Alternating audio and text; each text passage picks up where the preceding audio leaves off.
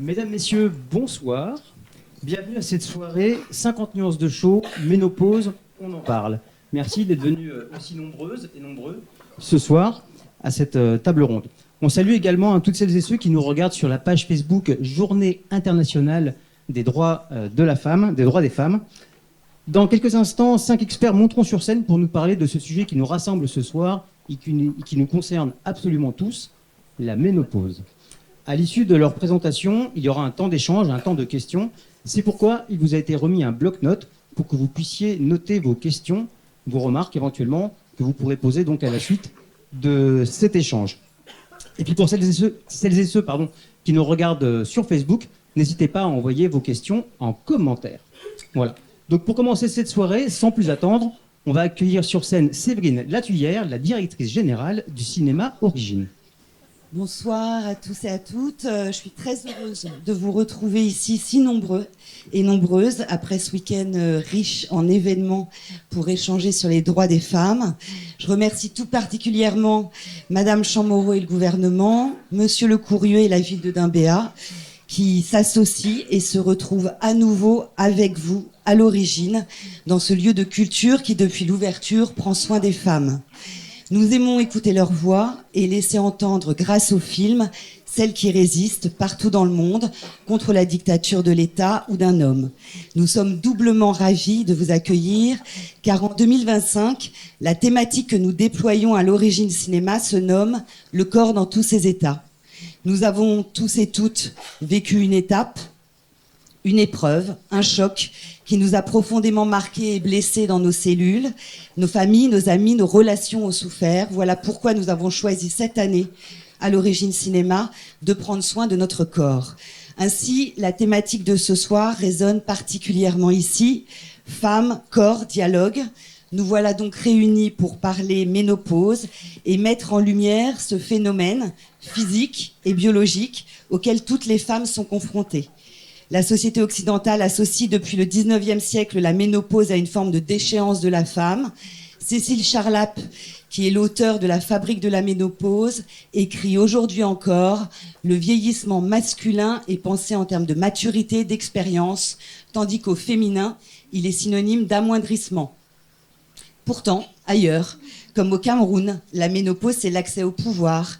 Chez les Barouillas en Nouvelle-Guinée, cela confère une liberté de parole. Chez les Indiens Piégans au Canada, les femmes acquièrent le droit, comme les hommes, de mener leurs propres affaires et de participer au jugement. Dans ces sociétés, donc, la ménopause apporte un accroissement des possibles.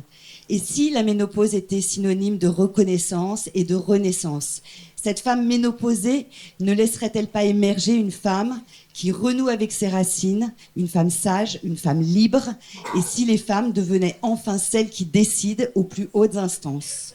À quoi ressemblerait le monde? Bienvenue donc dans cette soirée où les femmes pourront se sentir puissantes parce que ménopausées et pourront, comme le dit Leila Slimani, avoir le courage de déplaire. Bienvenue à tous et à toutes. Merci. Merci beaucoup. On va poursuivre en accueillant, s'il vous plaît, sous vos applaudissements, Monsieur Johan Le Courrieu, maire de la ville de Dimbéa.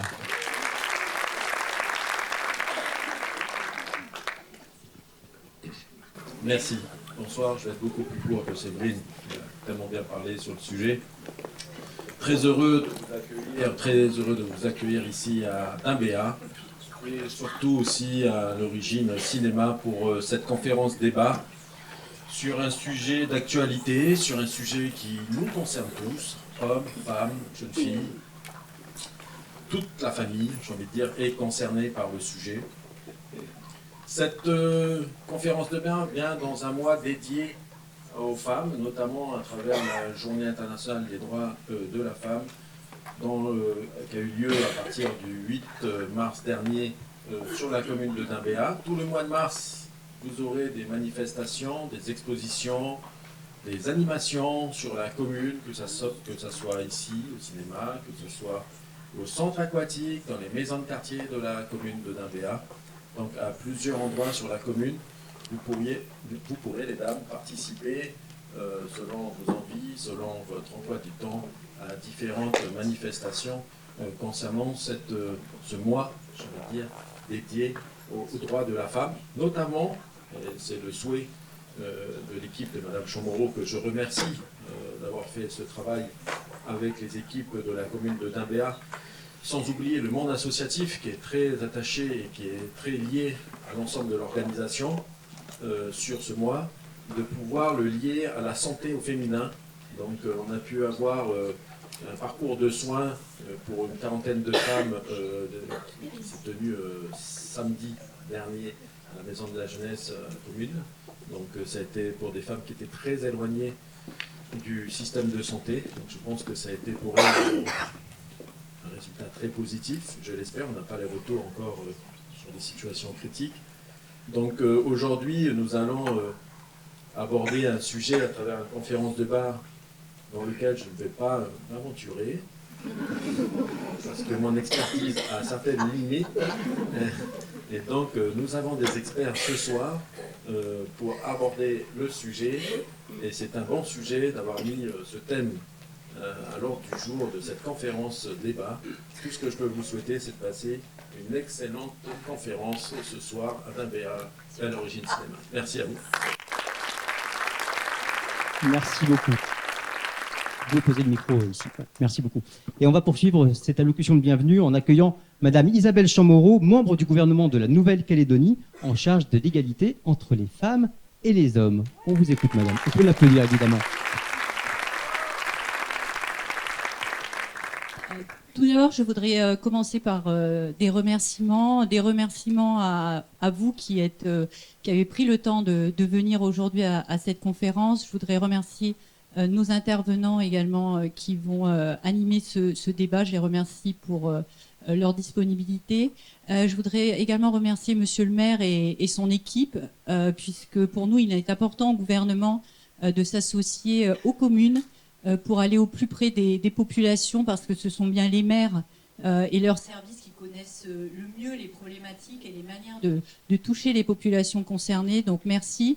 Et puis je remercie également mes collègues du gouvernement qui me soutiennent. Alors c'est vrai que j'ai la chance finalement d'être la seule fille de l'équipe. C'est peut-être un sujet dont il faudrait qu'on parle aussi sur la question des droits des femmes et de la représentativité. Quand on a reçu le ministre, donc Monsieur Valls, je lui ai rappelé que le soutien de mes collègues, que ça serait bien dans les projets institutionnels d'avenir du territoire qu'on parle un petit peu plus de parité aussi, puisque quand elle n'est pas obligatoire, des fois elle n'est pas forcément respectée de manière naturelle. Mais en tout cas, je voudrais les remercier. Donc mon collègue Christopher Gigès, qui est en charge de l'économie, mais pas que, avec lequel on travaille aussi sur une meilleure représentativité et un meilleur accès des femmes au monde économique. Mon collègue également, donc Claude Gambé, qui s'occupe de la santé, avec lequel on mène des actions communes. Et puis le président du gouvernement, merci Alcide, également de ta présence. Il y a d'autres élus aussi, je ne peux pas citer tout le monde, mais Nadine, tu es là. Il y a aussi les élus de Dimbéa. Alors très brièvement, je voulais vous dire que il y a beaucoup de choses qui ont été faites dans le domaine du respect des droits de la femme. Il y a encore un long chemin à parcourir. Il y a encore, par exemple, dans le milieu économique, je le disais, des écarts de salaire importants quand des femmes et des hommes occupent les mêmes fonctions. Donc ça, c'est un sujet. Il y a également les sujets de représentativité que j'évoquais. Il y a aussi les questions de violence, parce que dans les violences qui sont malheureusement également nombreuses en Nouvelle-Calédonie, 9 victimes sur 10 sont des femmes. Alors, il y a des hommes aussi qui sont victimes de violences, on ne les oublie pas, mais 9 victimes sur 10 sont des femmes. Et je vous dis cela parce que c'est par ce biais également, ce chemin, que nous sommes arrivés sur la question de la santé au féminin. Dans le gouvernement précédent, nous avions créé un secteur qui s'appelait la lutte contre les violences intrafamiliales, contre les violences conjugales. Et c'est vrai que quand on parle de violence, on est obligé de parler du corps, on est obligé de parler du respect de son propre corps, du respect du corps de son partenaire, de celui de l'ensemble de la famille, des questions de contraception, de sexualité. Voilà, la santé, c'est vraiment une base pour une meilleure société. Et on sait qu'une femme qui est en bonne santé, qui a reçu des messages de prévention et qui elle-même peut prendre soin de son corps, va avoir une influence très bénéfique sur l'ensemble de la santé de sa famille.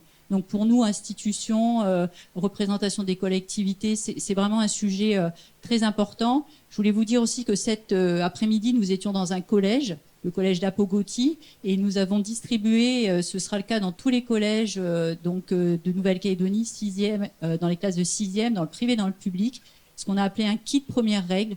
Donc ce sont toutes les jeunes filles de 6e et les jeunes garçons avec lesquels on parle de puberté, on parle également de relations d'égalité entre les filles et les garçons, on parle également de l'arrivée des premières règles. J'ai été très étonnée cet après-midi et vraiment je finirai par ce mot d'espoir d'entendre bien des jeunes garçons également parler de puberté, parler de l'arrivée des règles, du respect qu'ils doivent aussi à leurs amies féminines au niveau du collège, du respect aussi de choix de chacun, dans le choix de sa formation, de son avenir professionnel.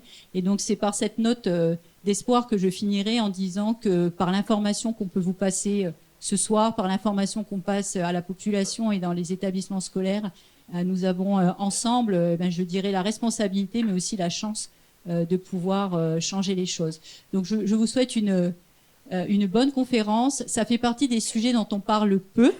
Nous ne sommes pas les seuls en Nouvelle-Calédonie, au niveau national, mais également dans d'autres pays et dans la zone pacifique. C'est encore un sujet sur lequel les femmes, les hommes, la famille en général trouvent finalement peu d'informations. Donc n'hésitez pas surtout à poser vos questions aujourd'hui sur ce sujet de la ménopause. Merci beaucoup. Merci.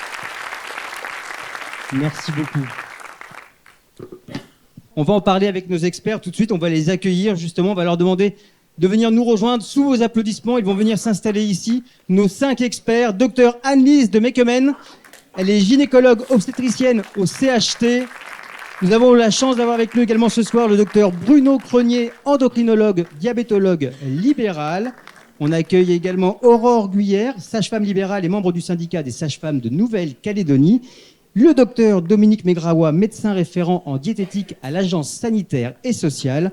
Et enfin, Caroline Valla, coordinatrice sport-santé à l'Agence sanitaire et sociale. Est-ce qu'on peut les applaudir, s'il vous plaît ?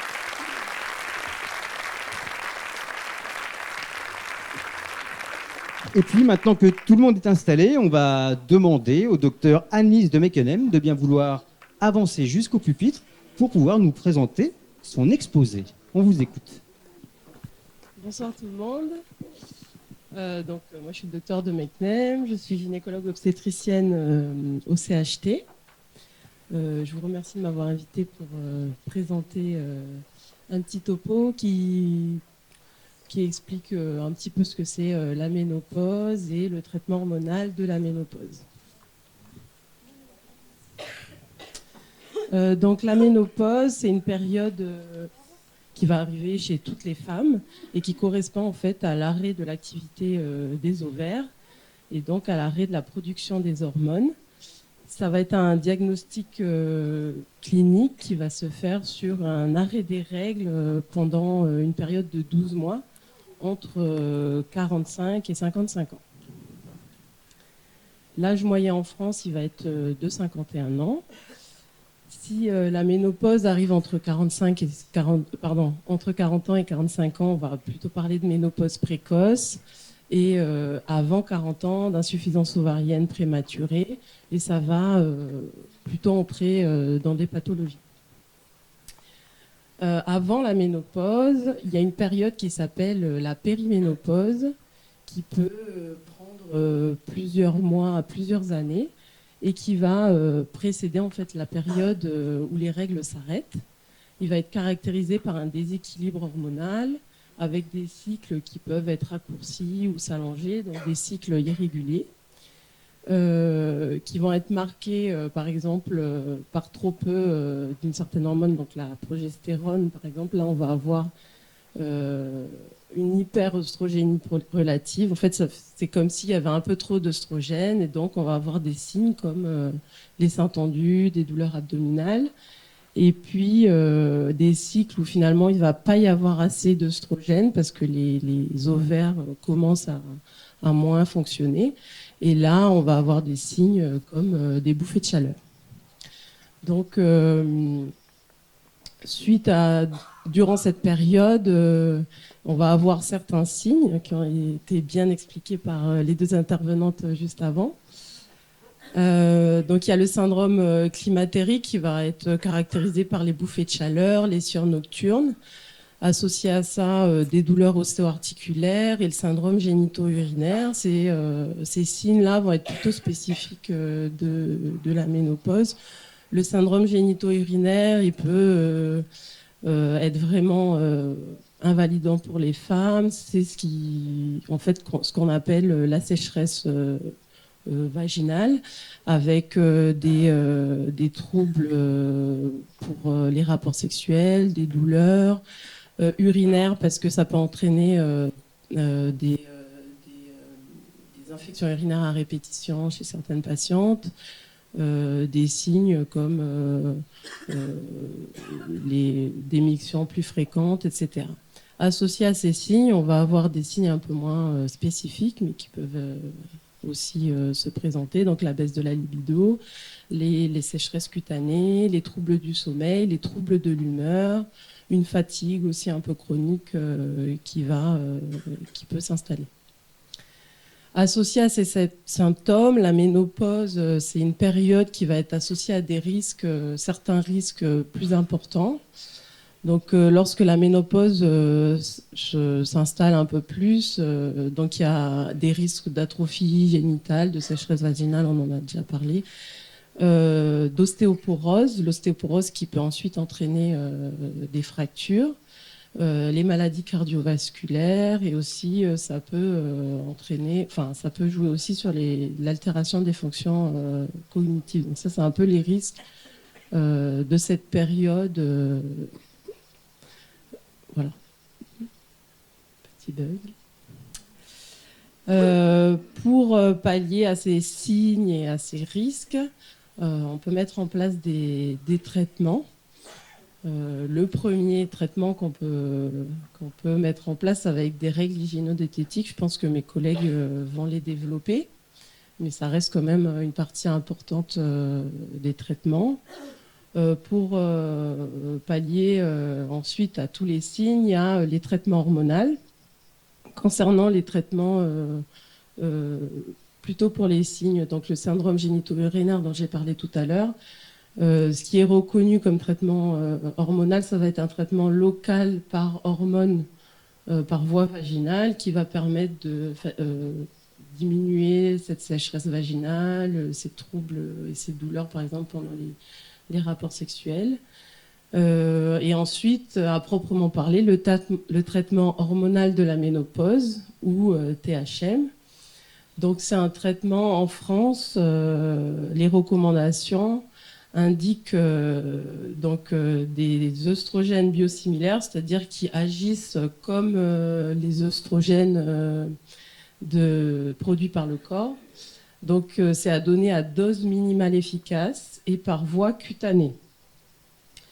Lorsque la femme a encore son utérus, parce qu'il y a des femmes où durant la vie on a dû faire une intervention où on enlève l'utérus, ben, si la patiente a encore un utérus, il faut associer à cet oestrogène une autre hormone, la progestérone, et c'est des progestérones naturelles. Ce traitement, il doit au mieux être débuté au début de la ménopause, au maximum dans les 10 ans. 10 ans après, l'efficacité va être moindre et il y a un peu plus de risques.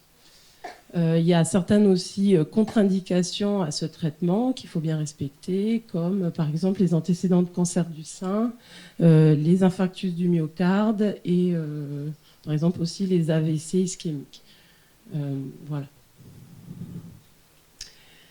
Par rapport à ce traitement, donc, comme en médecine, on va toujours évaluer la balance bénéfice-risque. Il faut que cette balance soit plutôt en faveur des bénéfices pour le proposer.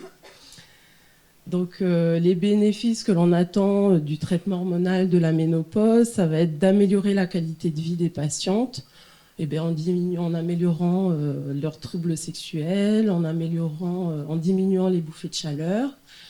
Ensuite, il y a aussi la protection osseuse pour diminuer le risque de fracture.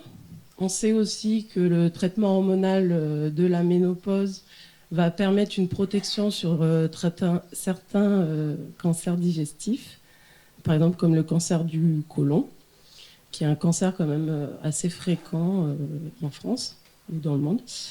Et puis on sait que ça diminue la mortalité chez la femme de moins de 60 ans dans les études.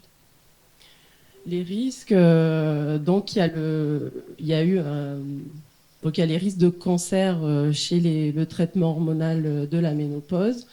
En premier lieu, le risque du cancer du sein. Le risque du cancer du sein, il a été prouvé par une étude qui s'appelle WHI, qui a été faite en début des années 2000. Donc elle a été confirmée. Donc ça représentait, pour vous donner un ordre d'idée, 2 cas supplémentaires de cancer pour 1000 femmes traitées pendant 5 ans. Ce risque de cancer du sein, on sait qu'il va s'arrêter si on arrête le traitement hormonal. Et donc on arrête le traitement hormonal, il va se normaliser et les femmes vont repartir dans un risque de la population générale.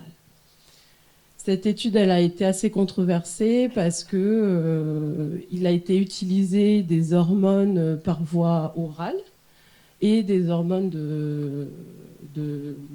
d'origine équine, et sur des populations particulières qui étaient à risque.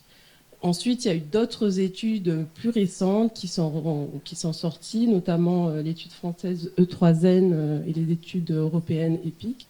Donc, c'est des études de population, où là, on n'a pas démontré de surrisque de cancer dans les 5 premières années chez les femmes traitées par traitement hormonal de la ménopause, si on utilisait des hormones biosimilaires, donc c'est-à-dire qui agissent de la même manière que les hormones qu'on produit, et des hormones par voie cutanée pour les œstrogènes. Et dans les études, on sait qu'il n'y a pas d'augmentation de la mortalité par cancer du sein.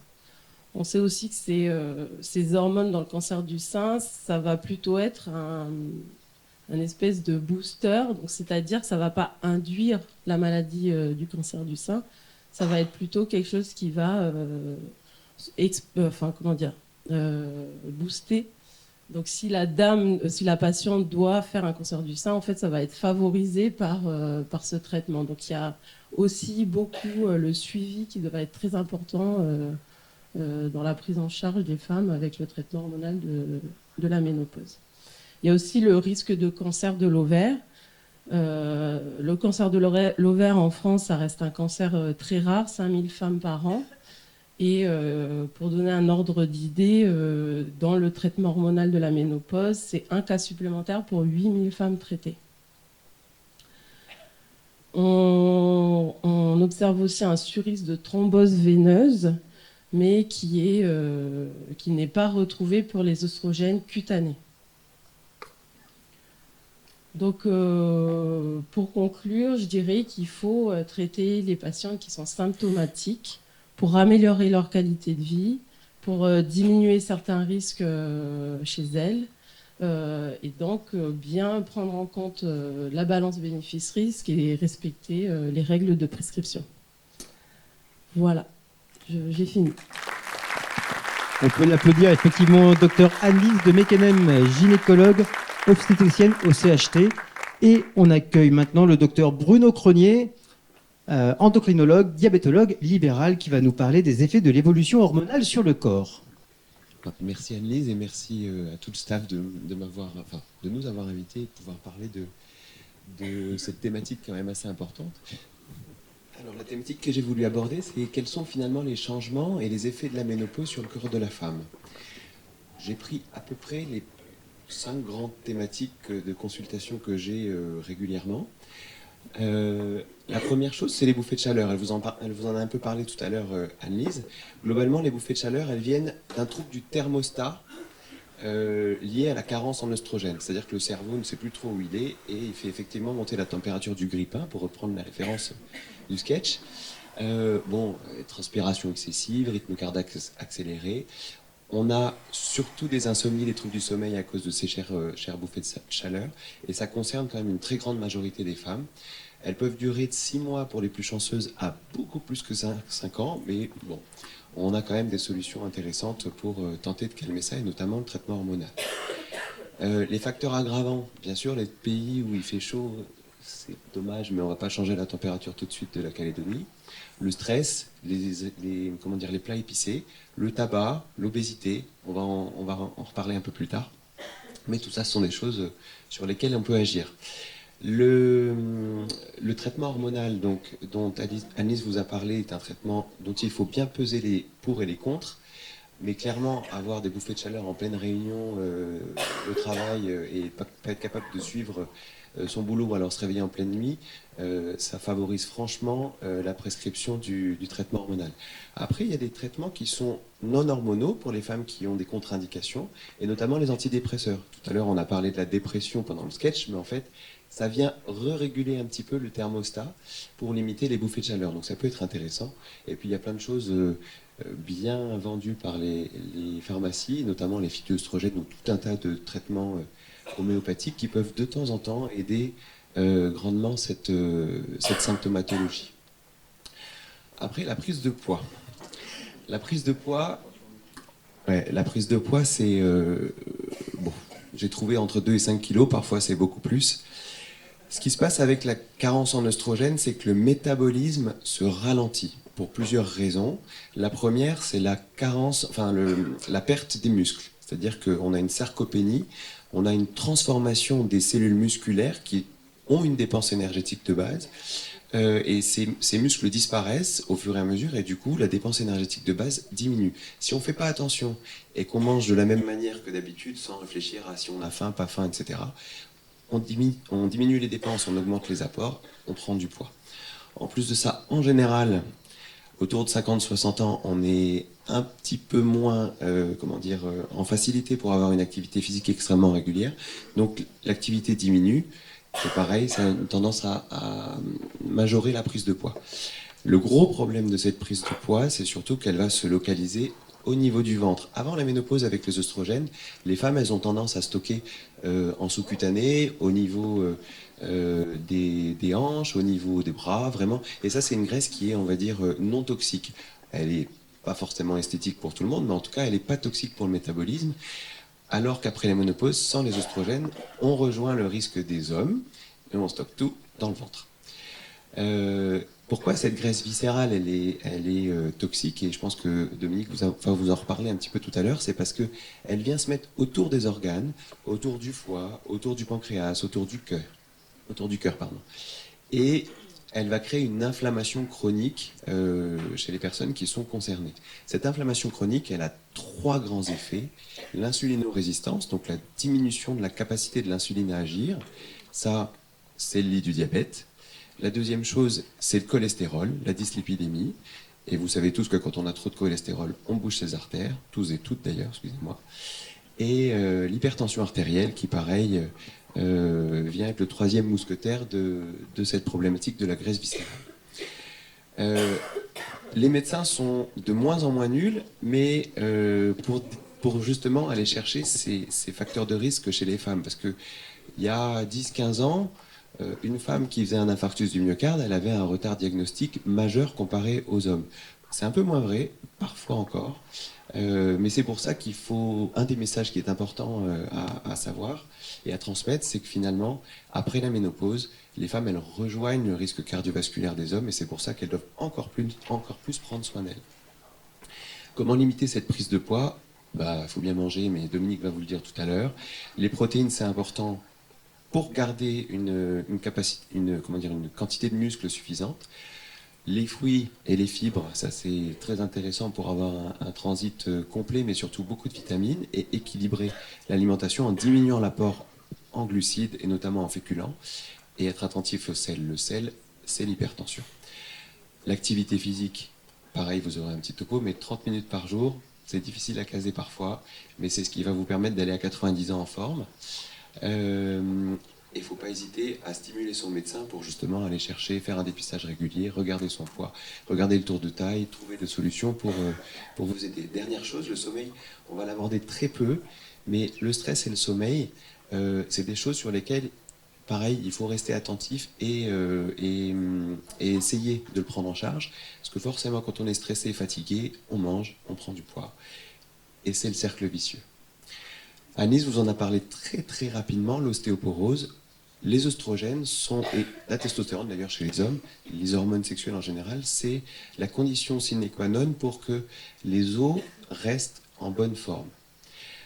On part tous avec un capital osseux à 25 ans, et puis au fur et à mesure de l'âge, les os se décalcifient, et il y a une forte accélération de la décalcification des os au moment de la ménopause.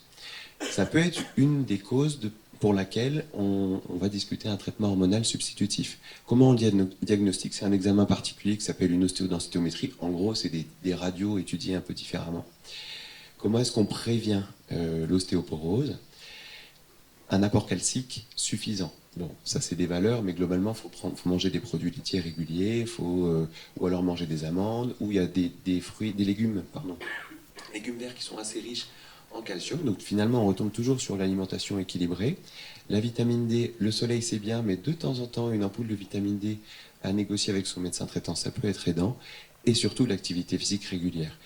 Quand on marche, quand on court, quand on met en fonction son os, on le stimule pour qu'il reste en forme. C'est toujours pareil. On est fait pour bouger, on n'est pas fait pour rester alité ou devant une télévision 24 heures sur 24. Le tabac, l'alcool, désolé, mais c'est pareil, il faut le limiter.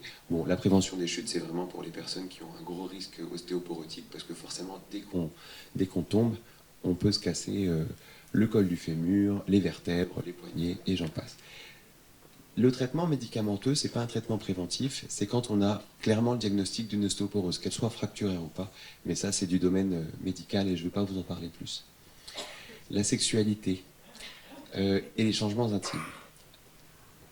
Les symptômes qui vont être potentiels chez les femmes qui passent cette étape de la ménopause, on en a parlé, on en reparlera. La sécheresse vaginale, bien sûr, va être une des premières choses faciles à identifier. Ça va provoquer des démangeaisons, des irritations, et notamment parce que il va y avoir une dérégulation de la flore vaginale. Des douleurs au rapport sexuel, une diminution du désir sexuel, ça c'est clairement la baisse des hormones sexuelles, parce que les hommes qui perdent leur testostérone, c'est pareil. Et ça va concerner globalement 50% des femmes. La conséquence, pour ce qui est du risque infectieux, c'est que comme vous avez une atrophie de la muqueuse, vous avez un raccourcissement de la distance entre l'extérieur et la vessie, et donc un risque plus important de cystite. Le traitement des cystites, oui, c'est des cystites récidivantes, c'est bien sûr l'antibiotique, mais finalement, c'est surtout redonner un petit peu de souplesse à la zone vaginale, avec des hydratants vaginaux, hormonaux ou pas, avec de lubrifiants pendant les rapports sexuels pour éviter trop de frottement, et le traitement, je vous en ai parlé juste avant, le traitement local par œstrogène. Éviter le décapage au savon de Marseille. Ça, clairement, le savon de Marseille, c'est fait pour nettoyer les fenêtres, le sol, c'est pas fait pour la peau, et que ce soit les muqueuses ou la peau. Hein. Comment préserver sa sexualité quand on est ménopausé? Les crèmes et les ovules hormonaux, c'est pareil que ce que je vous disais tout à l'heure, ça va avoir le même effet. Le traitement hormonal local ou général, c'est très intéressant pour la libido et pour garder cette trophicité des muqueuses. Maintenant, pendant le rapport, le lubrifiant, il ne faut pas avoir de frein à utiliser un lubrifiant. Hein. Franchement, ça va diminuer la douleur, redonner un peu de plaisir au rapport. Reprendre doucement, si ça fait longtemps qu'il n'y a pas eu de rapport sexuel, les reprendre doucement et en parler avec son ou sa partenaire. Parce que la communication, un rapport sexuel, c'est rarement tout seul, enfin c'est possible, mais à deux, c'est souvent plus facile. Donc s'il n'y a pas de communication, le désir et surtout le plaisir vont être moins intéressants. Donc il faut en parler, et il ne faut pas hésiter à aller en parler aux professionnels de santé, notamment aux gynécologues et aux urologues qui peuvent avoir des solutions intéressantes. En gros, bon, moi je ne veux pas vivre la ménopause, mais je la vis entre guillemets par procuration tous les jours dans mon métier. La baisse des oestrogènes, ça impacte vraiment l'ensemble du corps chez la femme. La prise de poids, l'augmentation du risque cardiovasculaire, les bouffées de chaleur, les troubles du sommeil, on peut trouver des solutions, ça existe, mais ça va passer. La perte osseuse, quand on fait un peu de sport et qu'on mange équilibré, c'est bien. Et la sécheresse vaginale et les troubles de l'humeur, c'est pareil, il faut en discuter avec son médecin et surtout avec ses proches. C'est une étape naturelle de la vie. Toutes les femmes vont y passer. L'attention particulière portée à cette période, ça va permettre justement de rester en bonne santé et de garder une qualité de vie intéressante. Voilà. Docteur Bruno Crenier, merci beaucoup. Et puis, on va accueillir maintenant, continuer avec Aurore Guyère, sage-femme libérale et membre du syndicat des sages-femmes de Nouvelle-Calédonie, qui va aborder la question suivante. Psychisme, sexualité, libido, qu'en est-il? J'en profite juste pour rappeler que vous avez un petit bloc-notes pour noter toutes vos questions. Et à la suite des échanges, il y aura un débat, il y aura en tout cas un moment pour vos questions. Et si vous nous regardez sur Facebook, vous pouvez évidemment d'ores et déjà poser vos questions en commentaire. Madame Guyère, c'est à vous.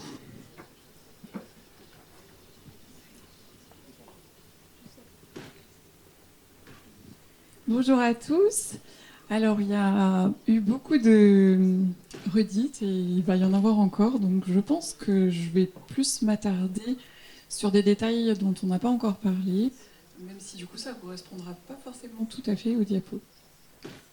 Les troubles psycho-affectifs et les difficultés sexuelles sont vraiment fréquents après la ménopause, puisque l'humeur, la sexualité et même la relation conjugale après la ménopause dépendent aussi de ce qui se passait déjà avant. Donc on ne va pas accuser que la ménopause tout le temps, mais elle contribue des fois à aggraver certains symptômes du couple, de la relation. L'impact sur le psychisme, il est dû à plusieurs choses, et notamment les changements corporels, puisque le docteur Crenier vient de nous le décrire. Le fait de pouvoir prendre du poids, de voir son image changer. On a aussi, bon alors je suis sage-femme, donc je vais plutôt vous parler de ce que je connais beaucoup, mais tous les troubles du périnée, de voir apparaître des fuites urinaires en essayant de courir derrière ses enfants, d'avoir, je vois souvent certaines patientes qui me disent mais j'ai des petites boules qui commencent à sortir quand je me lave. Toutes ces petites choses contribuent à avoir une dégradation de son image corporelle. Il y a beaucoup de femmes qui commencent à avoir honte parce qu'elles ne savent absolument pas ce qui est en train de se passer.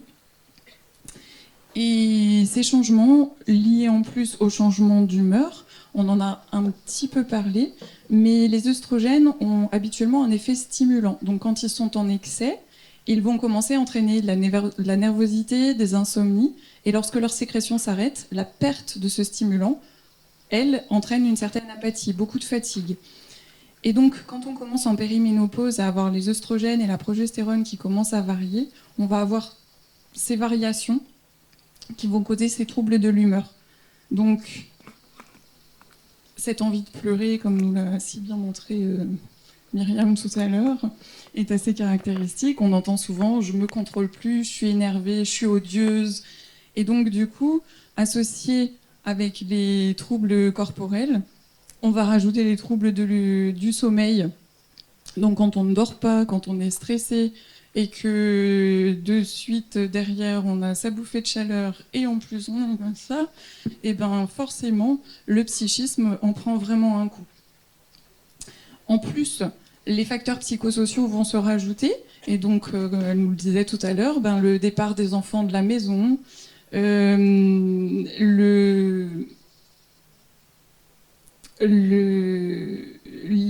la vieillesse, le vieillissement de nos parents, les problèmes de santé qui peuvent apparaître avec le temps, l'arrivée des petits-enfants, le fait de devenir grands-parents.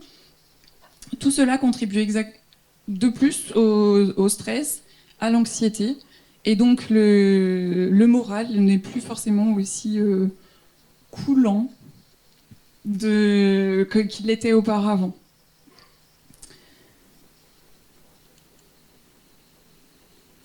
Sur la sexualité, les symptômes dont les patientes se plaignent le plus sont par ordre, ce qui nous a été décrit. En premier, c'est vraiment la sécheresse vaginale, la baisse de la libido, les changements anatomiques et surtout le changement de la réponse sexuelle. Je vais insister plus sur ces changements puisque le reste a déjà été abordé.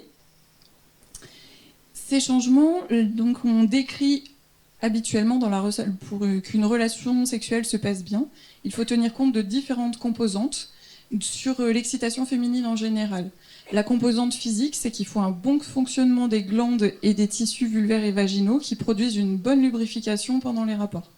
Et la composante subjective, plus psychique, les pensées, les fantasmes, les sensations de chaud, de fourmillement. Et donc il faut un contexte psychologique favorable qui permette la détente et de laisser aller pour une bonne sexualité. Comme avec la sécheresse vaginale, toutes les sécrétions ont tendance, j'ai confondu les mots, avec la baisse des hormones, les sécrétions ont tendance à toutes baisser.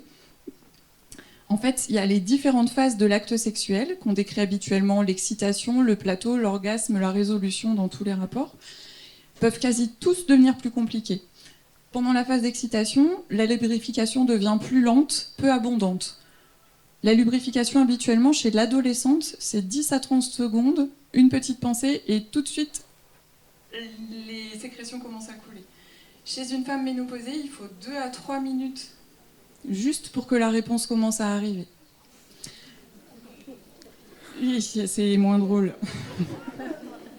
Donc, si cette phase-là est plus lente et peu abondante, elle est souvent du coup insuffisante pour autoriser une pénétration facile. Et donc, plus la pénétration devient difficile et douloureuse, et plus, si en plus il y a une atrophie qui s'y associe, le rapport peut devenir parfois impossible. La phase suivante, la phase de plateau, elle s'accompagne elle souvent de sensations à type de brûlure sur l'ensemble du vagin. Et la phase de résolution, c'est-à-dire après le rapport, après un orgasme, le temps de repos qui suit derrière, est également plus longue. Et pendant cette phase, et même à distance, peuvent persister des gènes, des douleurs, pendant quelques heures à quelques jours chez la femme ménopausée.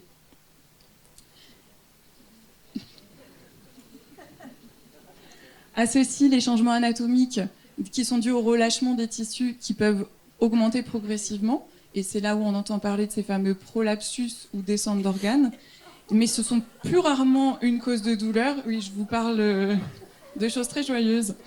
Et c'est plus rarement une cause de douleur, plutôt de gêne, voire de honte. On ne reconnaît plus la vulve comme avant, les tissus changent. Et effectivement, ces débuts de descente d'organes, on a l'impression de voir apparaître des petites excroissances, des petites boules qui sont très inquiétantes parce que souvent, on ne sait pas à quoi ça correspond. Il y a quand même dans la sexualité et la ménopause quelques points positifs. Ah ouais ? Oui. C'est que l'arrêt de la fécondité implique que du coup la sexualité elle devient récréative et plus seulement reproductive. Et chez certaines,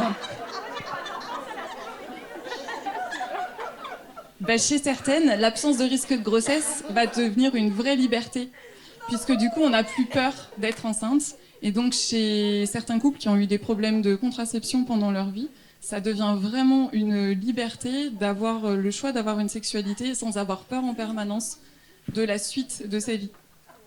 Donc ça libère un poids, on a de la charge mentale en moins. Et dans du même ordre, c'est que le départ des enfants peut être vécu très difficilement, mais c'est également aussi, ça permet de retrouver au couple une seconde jeunesse, de libérer de la gestion du quotidien, donc retrouver une liberté dont on n'a plus d'enfants à la maison. Finalement, on va pouvoir avoir des rapports quand on veut et pas parce qu'il faut vite que les enfants soient couchés au lit, etc. Et pour certains couples, vraiment, il y a une deuxième jeunesse, une deuxième lune de miel aussi, mais tout ça dépend vraiment de la qualité de la relation avant.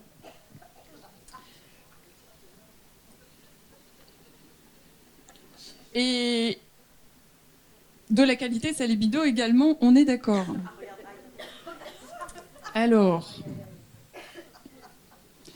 on en a déjà un petit peu parlé, il y a tous les facteurs hormonaux qui vont faire que la libido diminue. Donc la baisse des hormones, la baisse des androgènes, le docteur Crenier vient d'en parler aussi. Ces hormones masculines qui sont présentes en petite quantité chez la femme sont peu modifiées à la ménopause, mais leur taux commence à diminuer aussi progressivement à partir de 30 ans.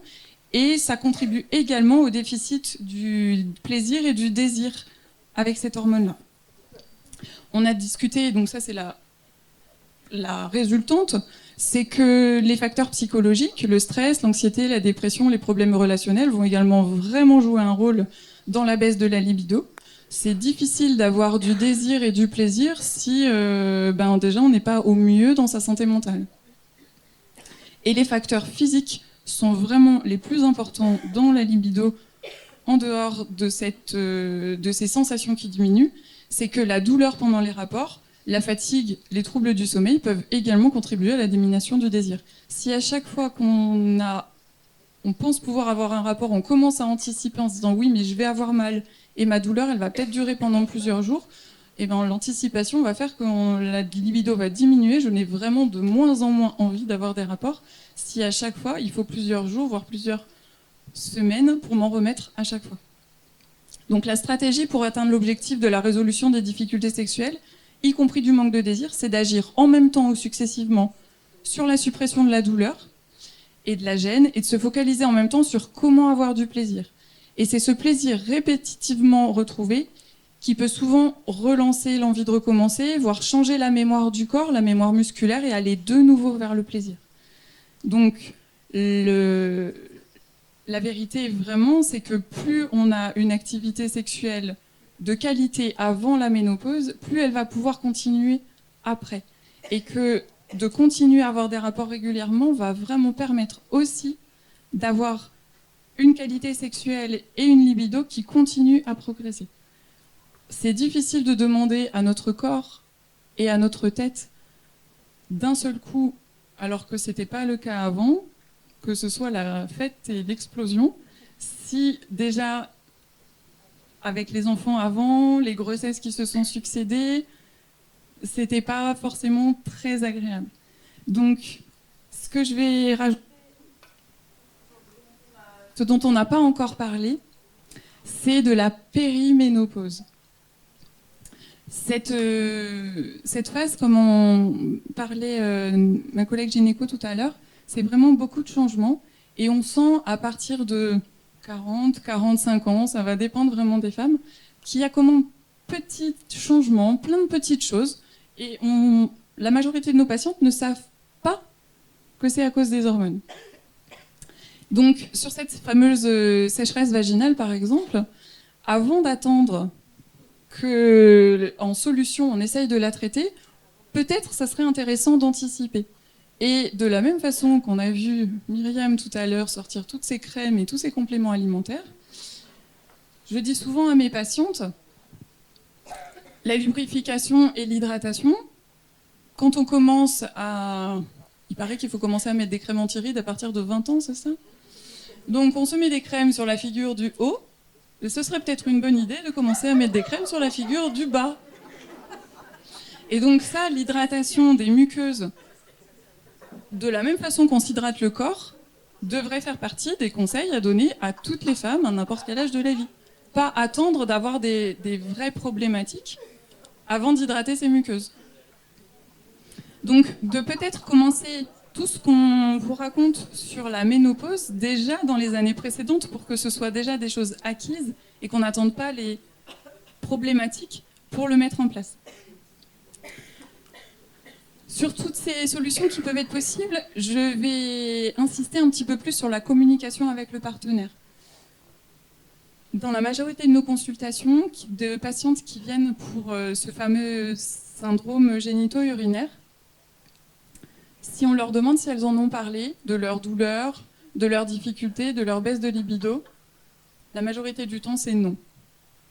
Et par contre, elles nous disent « je comprends pas, j'ai plus de libido, mais mon mari, il pense que j'ai un amant, il pense que j'ai plus envie parce qu'en fait, je vais voir ailleurs, alors qu'en fait, j'ai juste mal.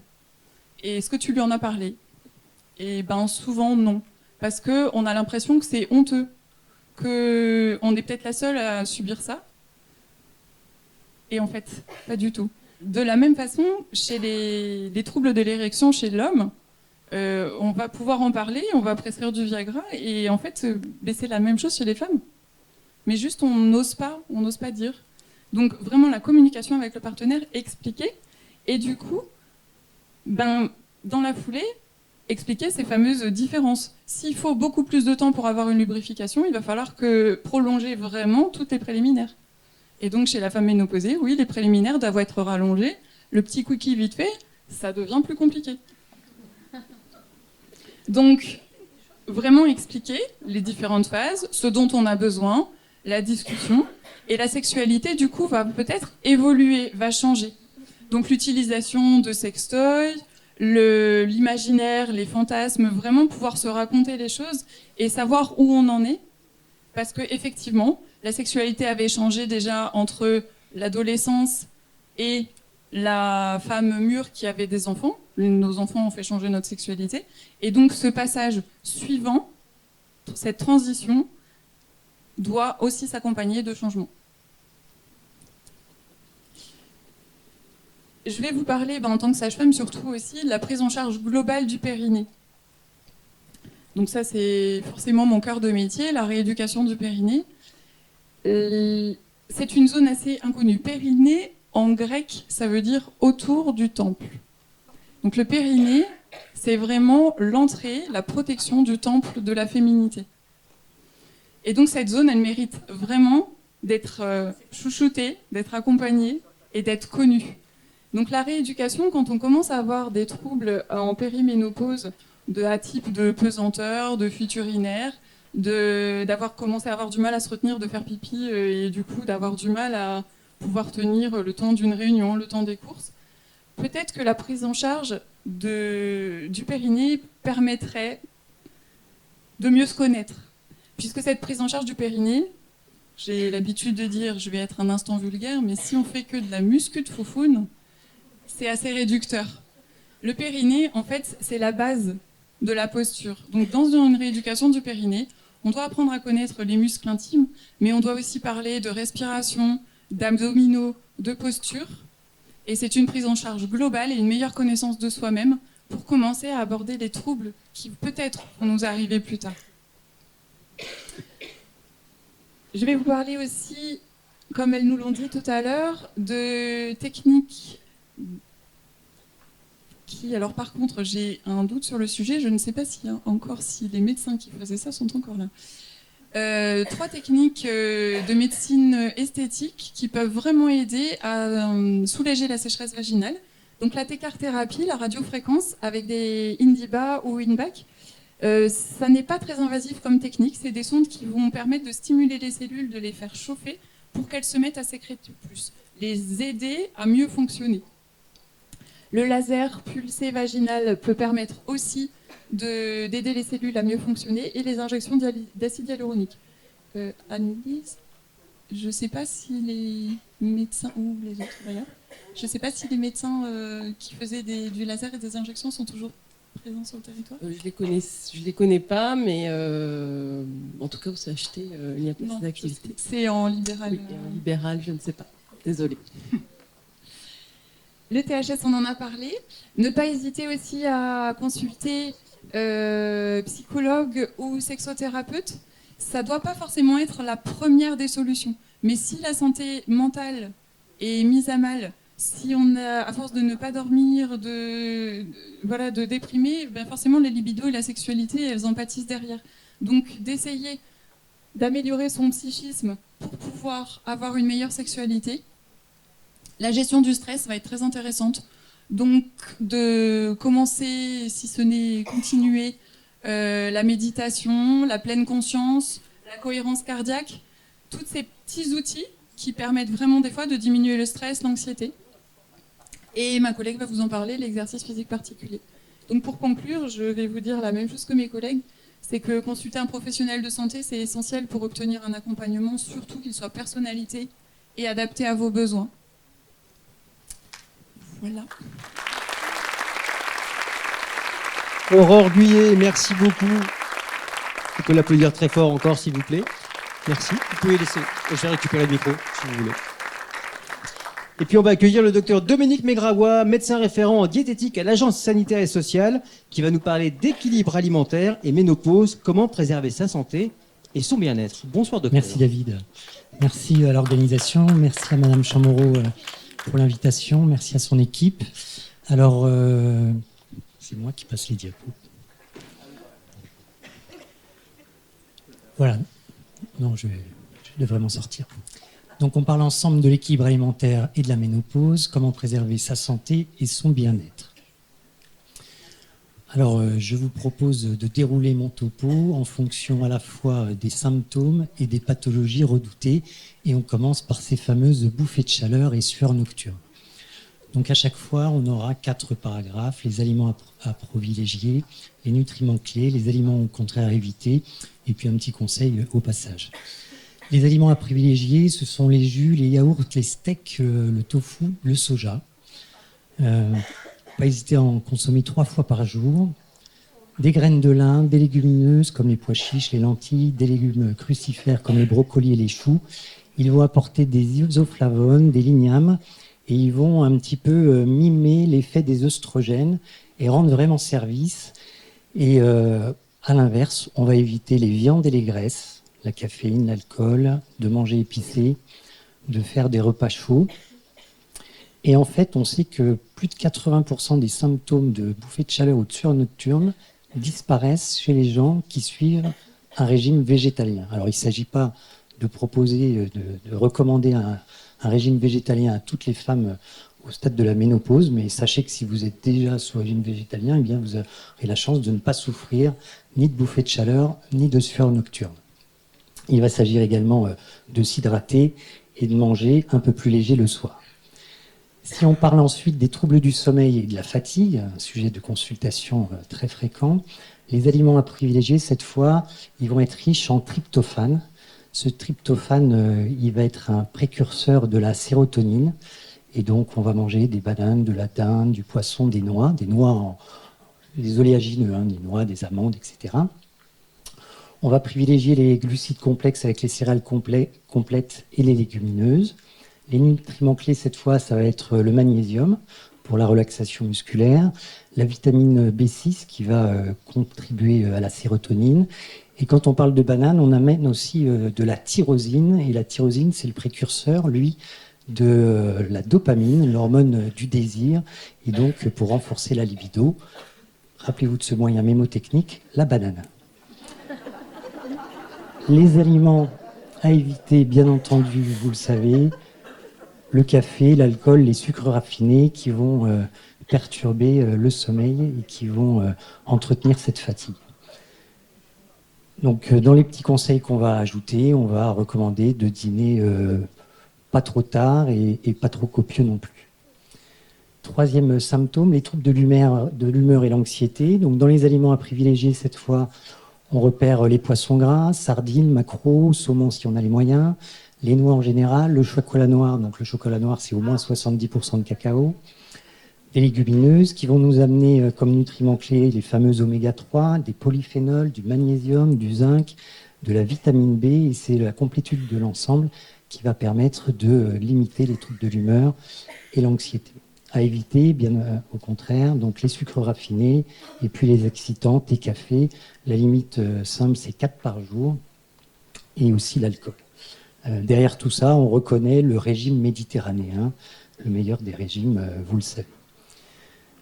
Toujours dans les symptômes, on vient de parler de sécheresse vaginale, de sécheresse cutanée. Eh bien, là encore, l'aliment doit être notre premier médicament. Je plagie quelqu'un de connu. Les aliments à privilégier, cette fois, ça va être les huiles d'olive, de colza et de lin. À nouveau, les poissons gras, sardines, maquereaux, saumon, les carottes, les poivrons, les agrumes qui apportent des antioxydants et l'ensemble des oléagineux des noix. Les nutriments clés, cette fois, ça va être les oméga 3, le zinc, la vitamine E et la vitamine A. Et on va, encore une fois, tâcher de limiter les sucres raffinés, les graisses saturées et l'alcool. Là encore, l'hydratation va être très importante puisqu'on parle de sécheresse et on va retrouver toutes les sensations. Ça, c'était pour les symptômes. On entre maintenant dans les complications de la ménopause avec l'ostéoporose, la fragilité osseuse.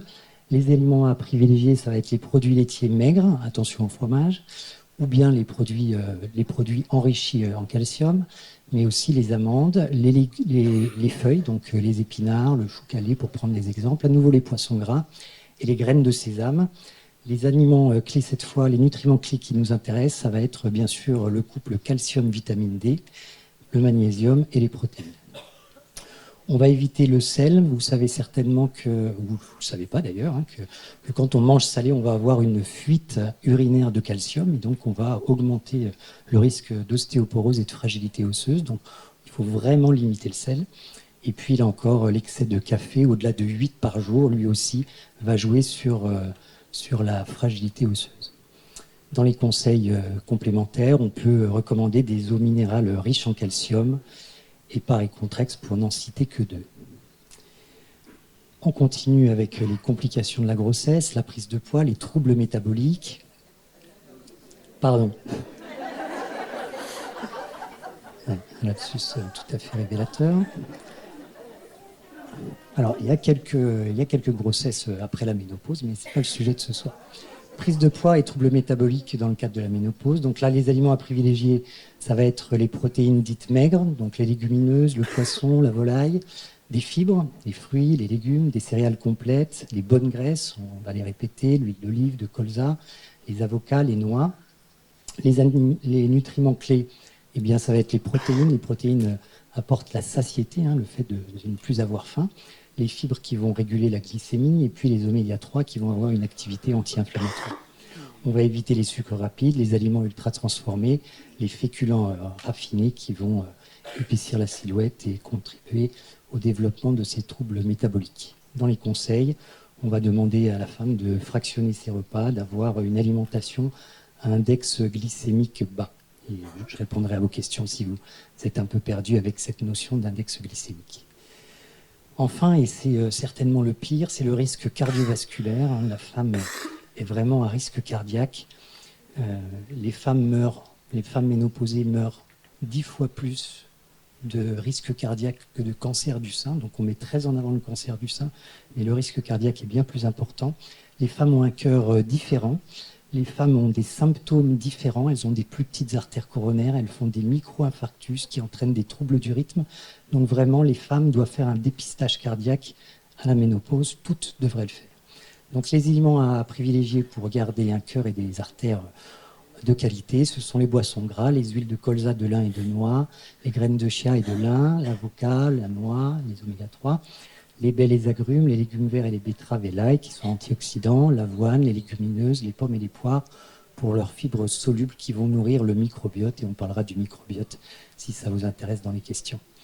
Les nutriments clés, c'est toujours un peu les mêmes, les oméga 3, on peut ajouter les polyphénols cette fois, la vitamine C, la vitamine E, le bêta-carotène, le potassium, le magnésium, la vitamine B et vitamines solubles. Vous voyez que ce risque cardiovasculaire, il est un peu plus compliqué à maîtriser, à éviter, même avec l'alimentation. On va limiter à l'inverse les charcuteries, les viandes rouges, les pâtisseries industrielles, les fritures qui apportent à la fois des acides gras saturés et trans, une catastrophe, les plats industriels, les conserves non rincées, les chips et l'alcool, qui vont faire monter par l'apport en sel ou en alcool la tension artérielle, qui va être délétère pour le cœur. Et enfin, et on y revient, toujours ce même conseil, le régime méditerranéen. Donc si on veut résumer avec quelques grandes lignes les choses à ramener à la maison, à gauche, on va augmenter l'apport en protéines végétales, les légumineuses principalement, augmenter les apports en graisses de qualité, on a cité plusieurs huiles, mais aussi les noix et l'avocat. On va augmenter les apports en fruits pour leurs fibres et pour ce goût sucré qu'on va rechercher là et pas ailleurs. Et puis on va augmenter les apports en aromates, tout ça pour contrer et diminuer les apports en viande, notamment les viandes rouges. C'est pas raisonnable de manger de la viande rouge quand on est une femme ménopausée. On va diminuer les apports en graisse animale. On va diminuer les apports en sucre raffiné. On va diminuer le sel et les épices qui contribuent à ces bouffées de chaleur. Et enfin, pour terminer, la femme ménopausée a quelques alliés avec des aliments riches en œstrogènes naturels. Le soja, on en a parlé avec la phase climatique. Les graines de lin, les pois chiches, les graines de sésame, le chocolat noir, Il faut garder à l'esprit qu'il va falloir favoriser le plaisir alimentaire au cours de la ménopause. Vous savez que la plupart d'entre vous dans la salle passeront plus de temps de leur vie en ménopause qu'en activité génitale. Et puis, être à l'écoute de ces sensations de faim, de satiété pour adapter les portions. Merci de votre écoute. Merci beaucoup, docteur Dominique Medraoua, pour ces explications. Et on va poursuivre, on va continuer avec Caroline Vallat, toujours sous vos applaudissements, s'il vous plaît, qui est coordinatrice sport santé à l'Agence sanitaire et sociale et qui va nous parler des bonnes pratiques pour se sentir bien dans son corps. Je rappelle qu'à juste après Caroline, vous pourrez poser toutes vos questions et sur Facebook, vous pouvez d'ores et déjà les envoyer en commentaire. Caroline, c'est à vous. Ça marche. Bonsoir à toutes et tous. Merci au gouvernement pour cette invitation et l'organisation de cette soirée. Je vais tâcher d'être brève et complémentaire de ce qui vient d'être dit. Donc, thématique activité physique et périménopause, ménopause. Quand on parle d'activité physique, Myriam, ne t'inquiète pas, on ne parle pas forcément de sport, mais bien du fait de bouger. Donc il y a plein de façons de bouger pour mieux vivre du coup la transition biologique et les bouleversements engendrés par la ménopause. Mais ça peut être du sport, ça peut être plein d'autres choses, que ce soit sur les déplacements actifs, type marche, vélo, etc., que ce soit dans le cadre du travail, dans certains métiers, sur les tâches du quotidien qui ne sont pas toujours les plus glamour et les plus sympas, mais en tout cas de rendre notre quotidien plus actif. On court tout après le temps, notamment nous les femmes. Donc après, essayer de voir dans quelle mesure on peut glisser de l'activité physique dans notre quotidien et ne pas se focaliser que sur le sport avec cette notion de performance et de compétition. C'est pas ce qu'on recherche là en tout cas. Alors, l'activité physique, pourquoi c'est votre allié? Déjà, l'activité physique, elle a des super pouvoirs et elle va pouvoir agir. En fait, il n'y a aucun médicament qui peut agir sur les 3 dimensions de la santé telle qu'on l'entend, c'est-à-dire le bien-être physique, mental et social. C'est un des super pouvoirs. Et ça va être extrêmement intéressant pendant cette période de périménopause et ménopause. Là, vous avez un schéma très synthétique qui permet de montrer les bienfaits de l'activité physique sur, on va dire, 8 parties du corps humain. Et je vais en développer simplement 3 qui font écho à ce qui a été dit sur les problématiques rencontrées lors de la ménopause, notamment donc le bien-être mental et émotionnel. On voit qu'en termes d'irritabilité, d'anxiété, de gestion des émotions, c'est un bouleversement. Eh bien, l'activité physique permet, au niveau du cerveau, de libérer un certain nombre d'hormones, tout ce qui termine en in, dopamine, endorphine, etc., qui va permettre de procurer un certain bien-être, un apaisement, une zénitude. Ça va permettre aussi de mieux gérer son sommeil, donc d'avoir une facilité à l'endormissement, et deuxièmement, une qualité de sommeil avec une meilleure récupération. Ensuite, sur la gestion du poids, on l'a vu, il y a des problématiques, une modification du métabolisme de base, et donc les graisses qui malheureusement migrent tranquillement et viennent se stocker plutôt au niveau des viscères et du ventre. Et les femmes aussi payent le plus lourd tribut sur les problématiques d'obésité abdominale. Les chiffres en Calédonie font le constat. Et donc cette masse musculaire, en fait, plus on vieillit, et notamment effectivement nous les femmes et avec la ménopause, plus il y a une fonte musculaire. Donc l'activité physique, elle va permettre d'essayer de maintenir ça le plus possible et de lutter contre des problématiques de sarcopénie par exemple. Idem pour la densité des os, le fait de bouger et de créer des micro-impacts. On n'est pas là pour faire des burpees, etc., mais juste des micro-impacts. Ça va permettre de contribuer à la densité des os et justement de lutter contre l'ostéoporose et ces os qui deviennent un peu comme des éponges avec plein de trous. Donc de manière générale, l'activité physique, c'est votre allié parce que nous, ce qu'on recherche, c'est la qualité de vie. Encore une fois, pas la performance, mais le fait d'être en capacité de se mouvoir comme on le faisait à 20 ans. Ok, donc c'est super. On a tous toute envie de faire de l'activité physique, ça fait du bien à notre corps. Maintenant, qu'est-ce qu'on fait?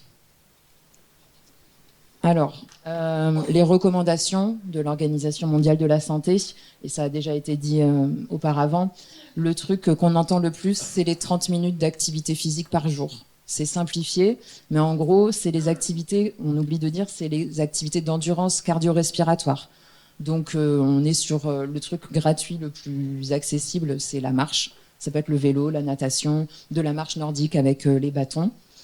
Et en gros, on dit 150 minutes par semaine, donc on peut le répartir en 30 minutes fois 5 jours. Et après, on parle d'intensité modérée. Alors, on est content quand on a cette information, intensité modérée. Elle est propre à chacun, en fonction de notre condition physique.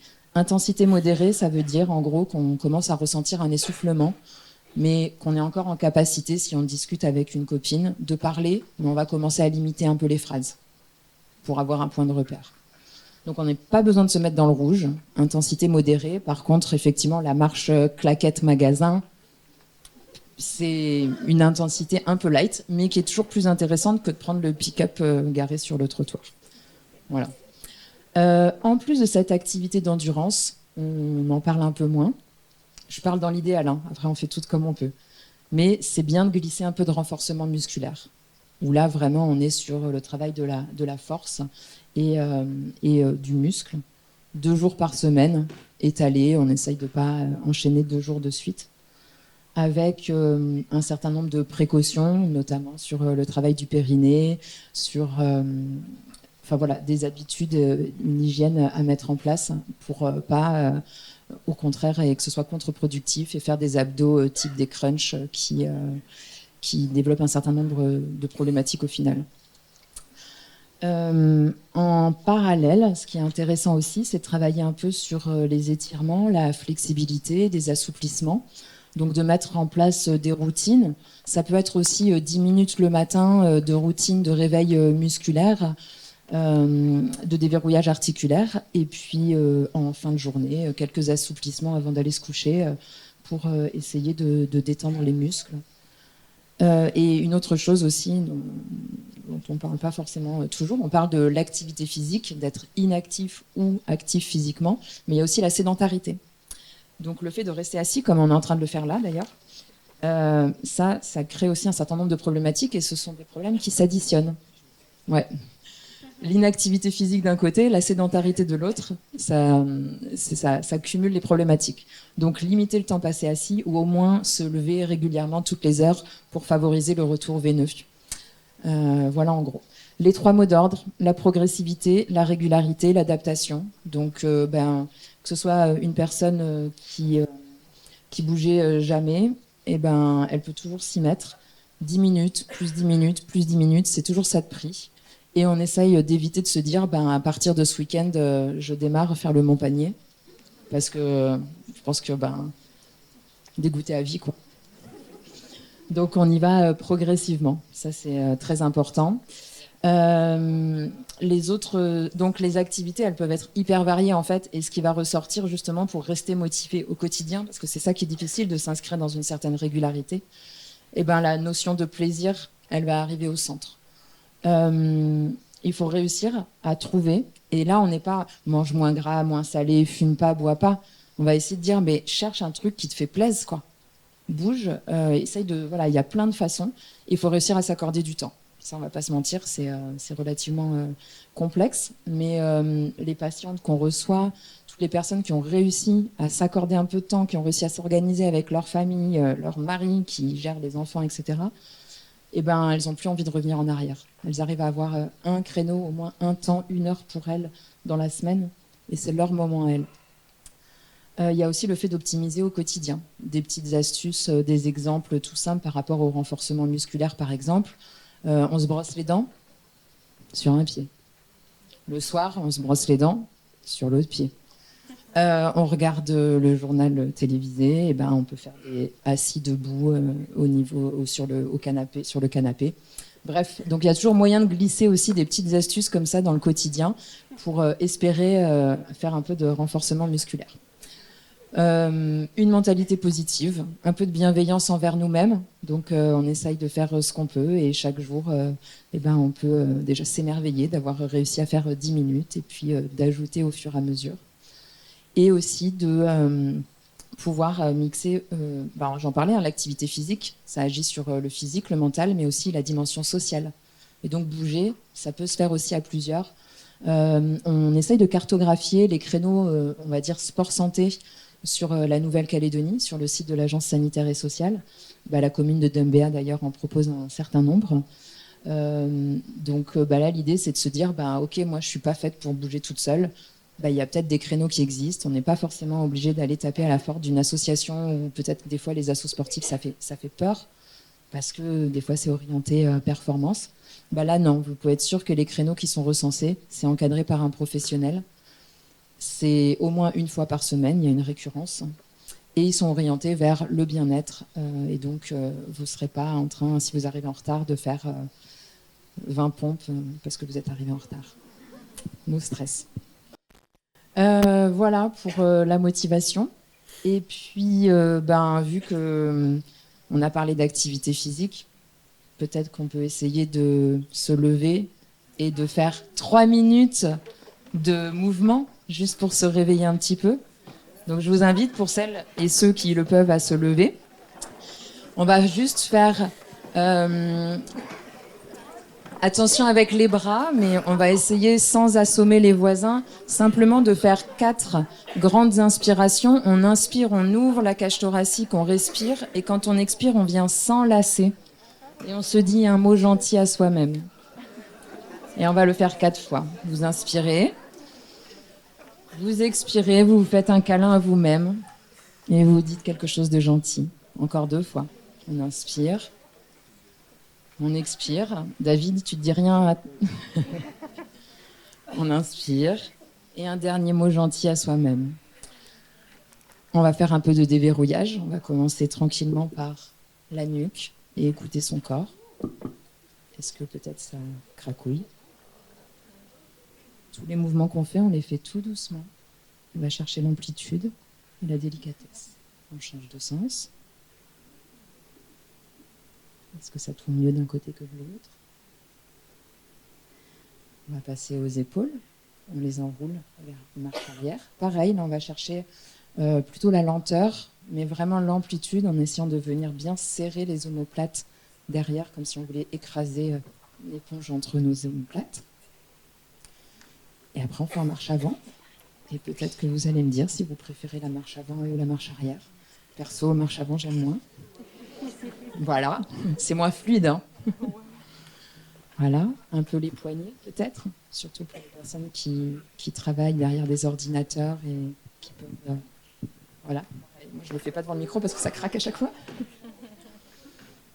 Voilà, on peut faire un peu le bassin, les jambes légèrement écartées, faire quelques cercles.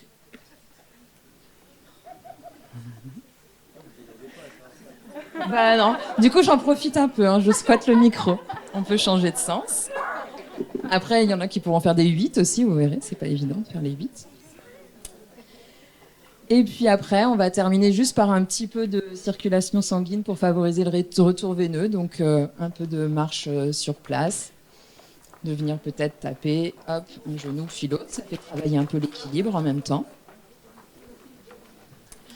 Et puis je m'arrêterai là parce qu'on n'est pas là pour faire non plus une séance. Je vous remercie beaucoup. Caroline Valla, merci beaucoup et on peut l'applaudir avec une voilà, au moins on a mis en pratique. Merci beaucoup. Et bien après ces exposés de qualité, place maintenant à vos questions, que vous soyez ici dans la salle ou sur Facebook. Sur Facebook, vous mettez un petit commentaire et puis là on va faire circuler 2 micros et on a à peu près 30 minutes pour discuter ensemble.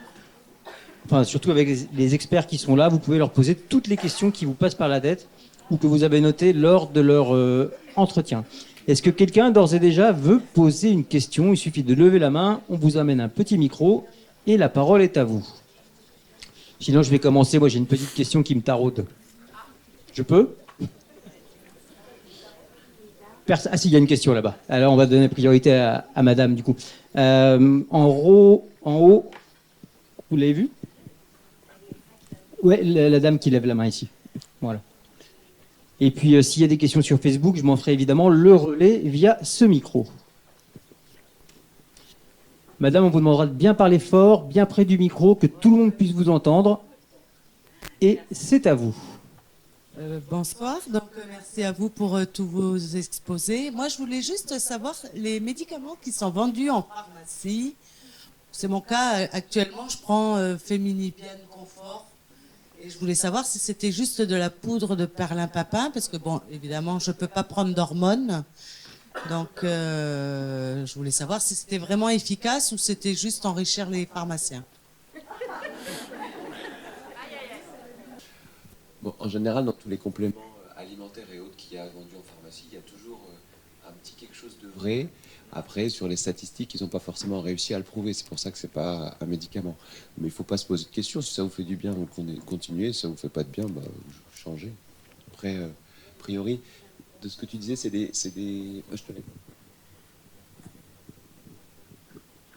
Il me semble que Feminabian Confort, c'est des probiotiques associés avec de la phytothérapie.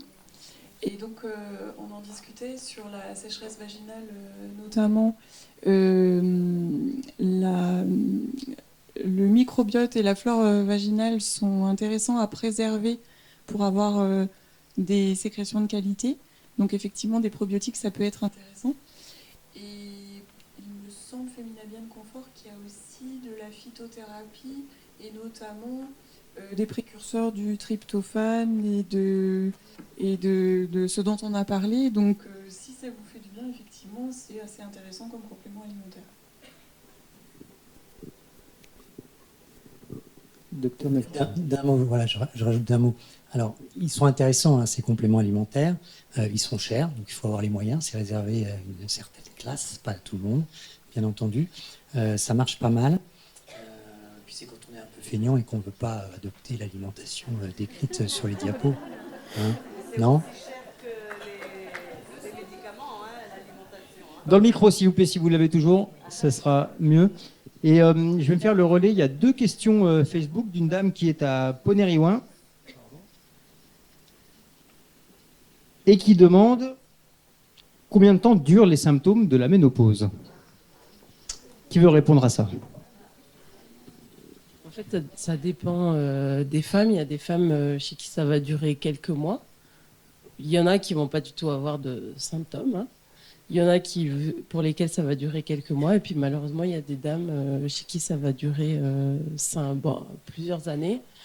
Ouais, 5, 10 ans. Et il y a aussi des femmes chez qui ça ne s'arrête jamais et qui prennent un traitement hormonal à vie. Et qui, dès qu'ils stoppent ce traitement hormonal, ont une qualité de vie qui diminue. Donc même si ce traitement va être recommandé, par exemple, 5 ans, il y a toujours la discussion de la balance bénéfice-risque à discuter, parce que si votre qualité de vie elle devient catastrophique sans ce traitement, même s'il y a une augmentation de certains risques de cancer, eh bien, on va le prescrire encore, mais on va, par exemple, le faire chez des patients qui, du coup, viennent tous les ans, sont suivis et ont un programme de dépistage. Merci.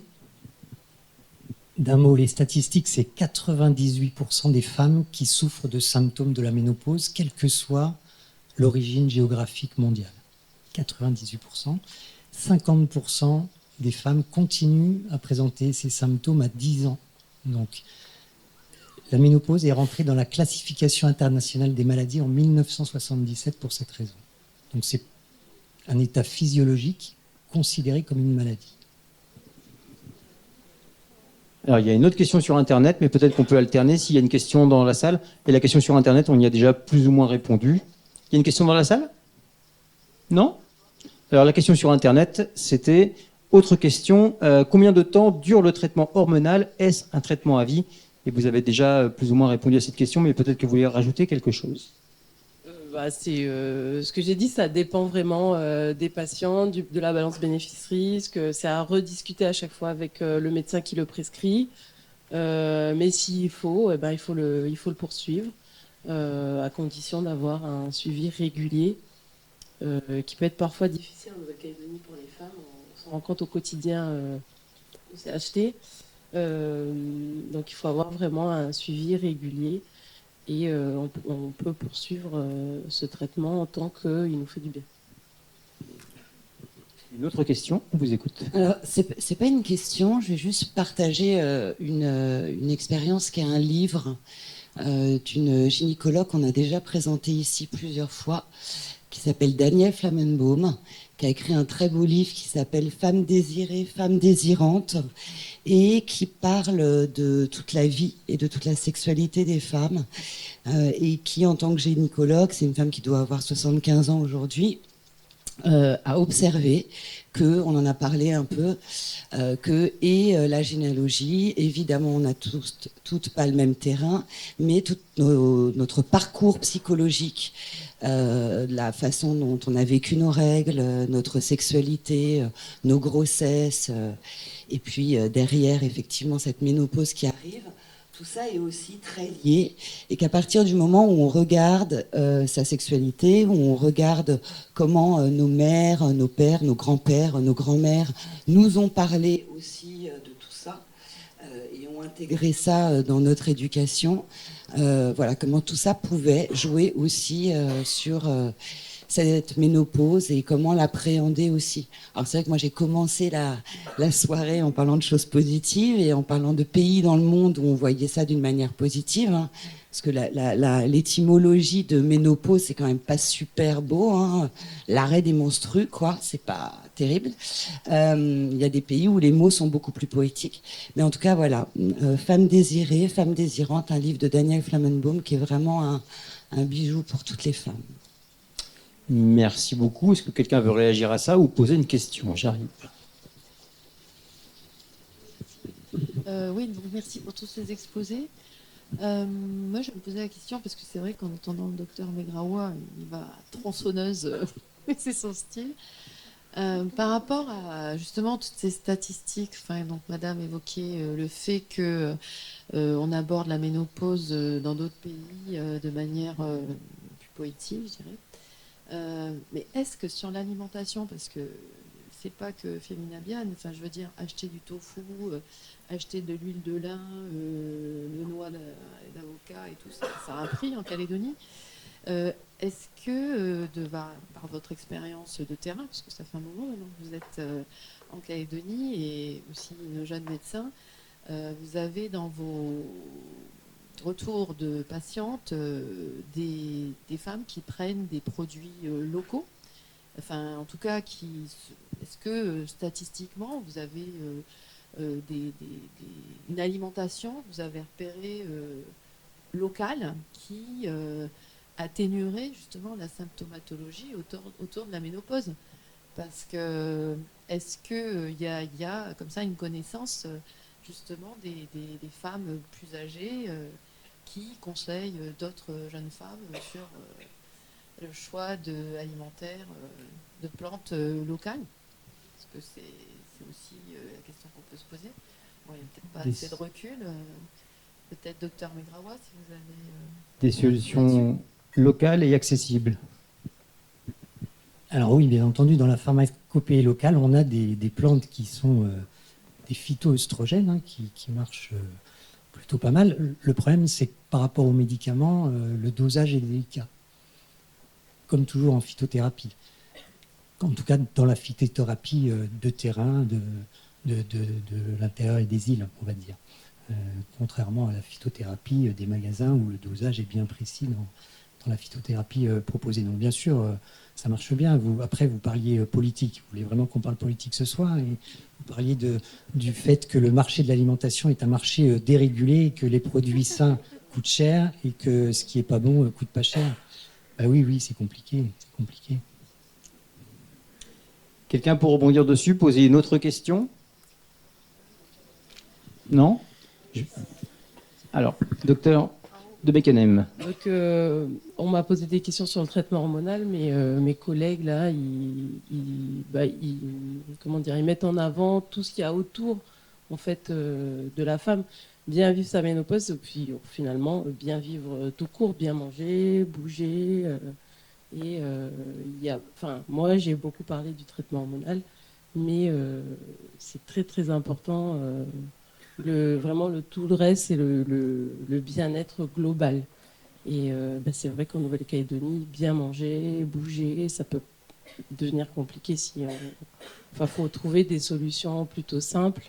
Et pour les gens qui n'ont pas de revenus, bien manger, ça peut être assez compliqué ici.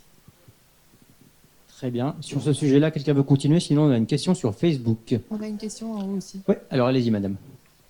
Je voulais poser la question. Alors, je sais que fumer, c'est pas bien, mais je suis fumeuse.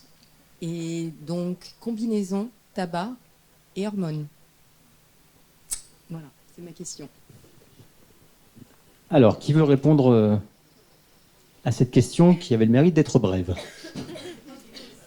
et précise?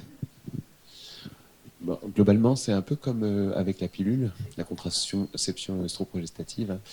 C'est pas une bonne idée de fumer et de prendre des hormones parce qu'on augmente vraiment fortement le risque thromboembolique, surtout veineux, mais quand même artériel après la ménopause. On l'a dit tout à l'heure. La question, c'est traitement hormonal substitutif de la ménopause et tabac. Ma réponse, c'est ménopause et tabac. Il faut arrêter de fumer. Et juste peut-être comment vous avez dit, thromboembolique, c'est ça? Qu'est-ce que ça veut dire? Thromboembolique, c'est faire des caillots, c'est-à-dire c'est boucher les artères ou boucher les veines. Quand on bouche une veine, on fait une phlébite, on fait une embolie pulmonaire ou on bouche une veine du cerveau. Et une thrombose artérielle, c'est l'infarctus du myocarde, c'est l'AVC, c'est ce genre de choses. Pour l'arrêt du tabac, l'activité physique peut grandement aider par rapport au craving, la sensation irrépressible de fumer qui dure que quelques minutes quand on fait une fixette sur la cigarette qu'on aimerait fumer. Et faire un peu d'activité physique ou faire une distraction pour le cerveau, ça peut grandement aider. Voilà, petit clin d'œil. Et donc il y a d'autres choses qui marchent bien, notamment dans la prise en charge de la ménopause. Hein, c'est d'autres techniques comme l'hypnose ou l'acupuncture, ça marche très bien dans le tabac, mais ça marche aussi très bien dans la prise en charge de la ménopause. On n'en a pas parlé ce soir, un peu comme la phytothérapie, parce qu'on n'est pas expert, mais s'il y a des gens dans la salle qui se sentent, ils sont les bienvenus.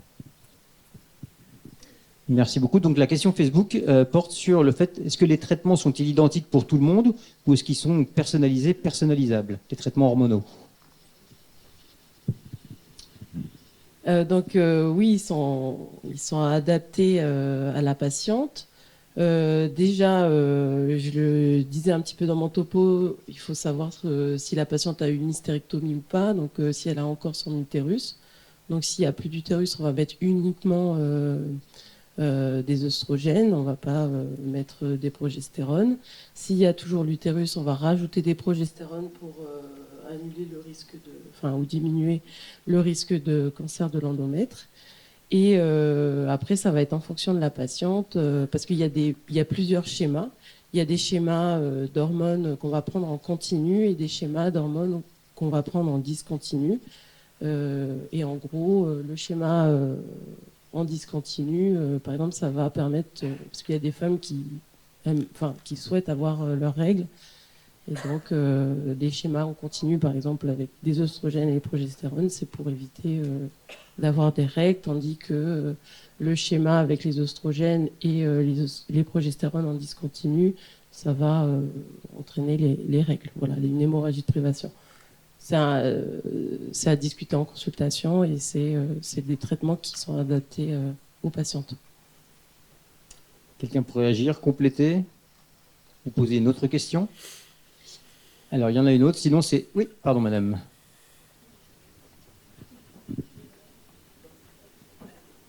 Plutôt une réflexion, merci d'abord à tous. Hein. Plutôt une réflexion, en fait, on a...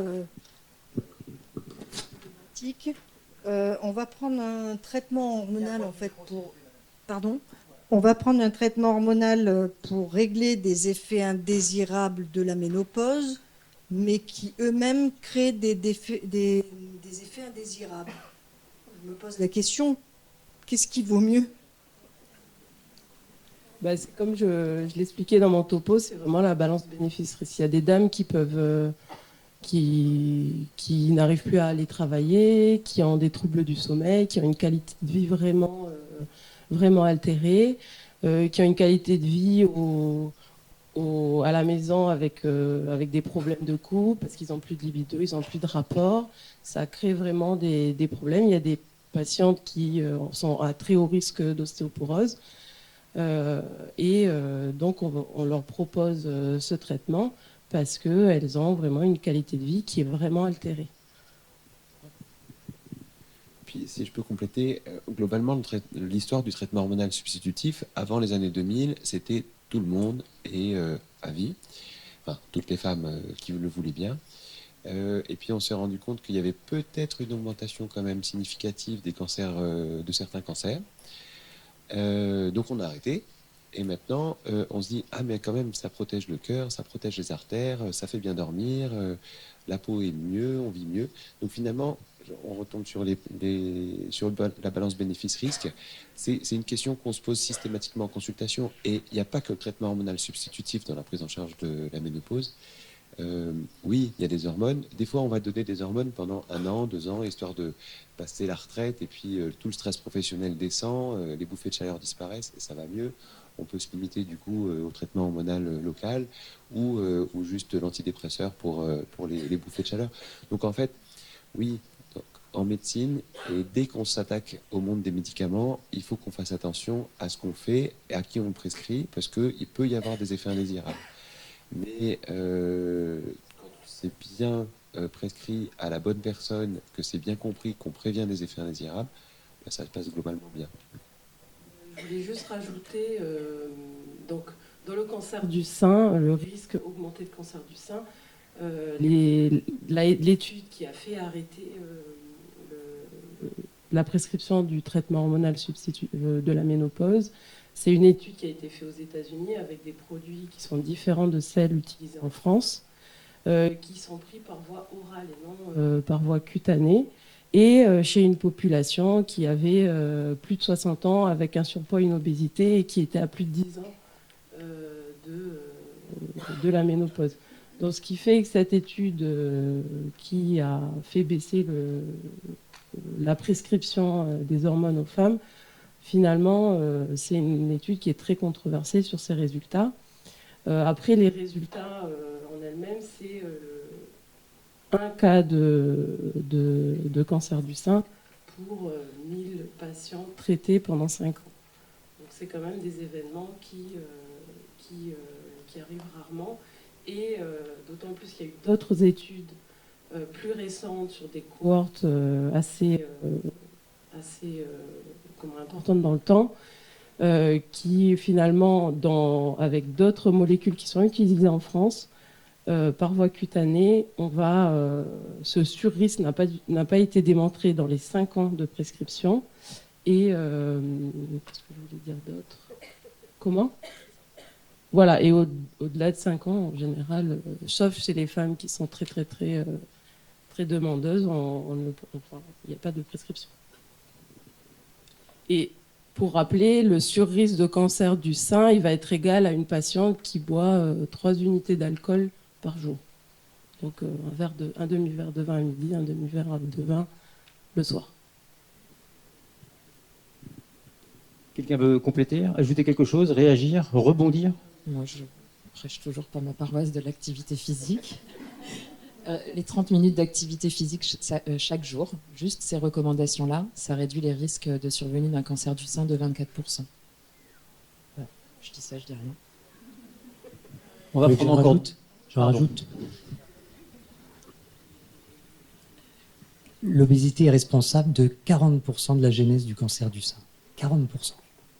L'obésité, premier facteur de risque. On va prendre encore 1 ou 2 questions. Madame, est-ce que quelqu'un peut apporter un micro ? 5e rang, pardon, au milieu. Encore plus haut, voilà. Levez bien la main haut qu'on vous voit, madame, voilà. Sinon, on le jette. Il arrive. Vous m'entendez ? Merci pour l'intervention. Alors, ce ne sera pas forcément une question, mais c'est pour rebondir sur le corps, la santé. Et c'est vrai qu'on a parlé beaucoup de médical dans le sens occidental, physique. Et si on pose le regard sur tout ce qui peut être aussi médecine émotionnelle, qu'a un petit peu abordé la sage-femme ce soir, j'ai envie de revenir sur et garder cette image-là, la carte qu'on a eue en entrant dans la salle, cette femme qui se dit « je m'aime et je me célèbre, je sème les graines de mon bien-être ». Et si la ménopause, plutôt que d'être un moment d'amoindrissement, comme vous parliez tout à l'heure dans l'introduction, si ça devenait quelque chose de plus poétique, si la femme justement se mettait son côté mène en pause et s'autorisait à célébrer sa femme intérieure, son temple, qui est à la fois physique, mais qui est aussi ce temps où avoir donné naissance, avoir grandi, avoir eu ces expériences de vie, pouvait s'autoriser aujourd'hui, effectivement, plutôt que de se sentir amoindri et de se regarder comme une fleur flétrie, pouvait se regarder dans le miroir avec cette image en tête et dans le cœur, avec ses propres couleurs, et se dire, voilà, comme on disait tout à l'heure avec l'activité physique, ces câlins, cette respiration, cette cohérence cardiaque, juste se poser dans l'instant et waouh, en fait, tout ça c'est moi. Toutes ces griffures de vergéture, ce poids qui s'est transformé, mais c'est au-delà du physique, de la performance, de l'image d'une société cadrée. Si je rentre dans mon propre cadre, comment est-ce que je m'autorise aujourd'hui à m'aimer, à me célébrer et à semer, au-delà des stéréotypes, les graines de mon bien-être et qui va appartenir à chacun. Merci, madame. Merci.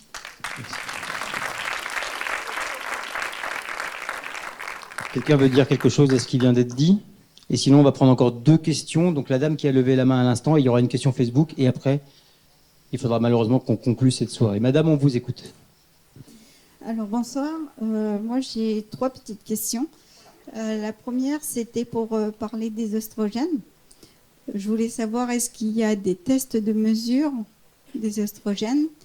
Et ensuite, s'il y a un traitement, s'il y a des traitements connus, naturels, pour réguler. Et ma dernière question, c'est par rapport à l'endométriose, est-ce qu'il y a des contre-indications dans le traitement hormonal?